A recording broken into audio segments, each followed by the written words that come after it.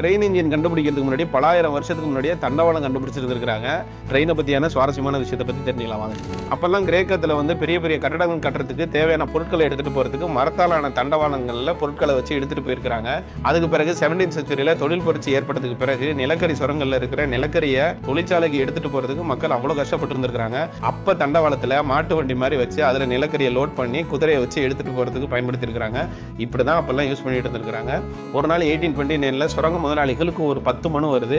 நீராவி இன்ஜினை நாங்க கண்டுபிடிச்சிருக்கோம், உங்க எல்லாருக்கும் முன்னாடி வந்து நாங்க ஓட்டி காட்ட தயாரா இருக்கிறோம் அப்படின்னு சொல்லி ஒரு தேதியை முடிவு பண்றாங்க. உலகத்துல முதல் ட்ரெயின் ஓட போறதை பாக்குறதுக்கு மக்கள் எல்லாம் கூடி இருக்க அந்த 10 பேர்ல 5 பேர் மட்டும் தான் வராங்க. அதுல 4 பேரோட இன்ஜின் வந்து சரியா ஓடல. அதுல ஒரு ஆளு சக்சஸ்ஃபுல்லா ஓட்டி காட்டுறாரு.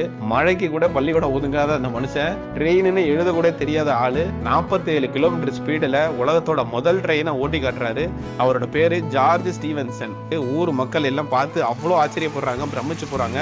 அதுலேருந்து இன்னைய வரைக்கும் நம்ம ட்ரெயினில் ஏகப்பட்ட இனோவேஷன் நடந்து இன்னைக்கு நம்ம எப்படி பயன்படுத்திட்டு வரோம்னு தெரியும். 1853ல இந்தியாவில் ட்ரெயின் அறிமுகமாகுது. இந்த ட்ரெயினை வச்சு இந்தியர்களுக்குன்னு ஒரு தனி பெருமையும் ஏகப்பட்ட மெமரிஸும் இருக்குன்னு நினைக்கிறேன். உலகத்திலே அதிக ரயில்வே ஊழியர்கள் வேலை பார்க்கறது நம்ம இந்தியன் ரயில்வேஸ் தான். ஒரு நாளைக்கு இந்தியன் ரயில்வேஸ் டிராவல் பண்ற டிஸ்டன்ஸ் இருக்குல்ல, இங்க பூமியிலேருந்து நிலாவுக்கு இருக்கிற டிஸ்டன்ஸை விட 3 மடங்கு கூடயாம்.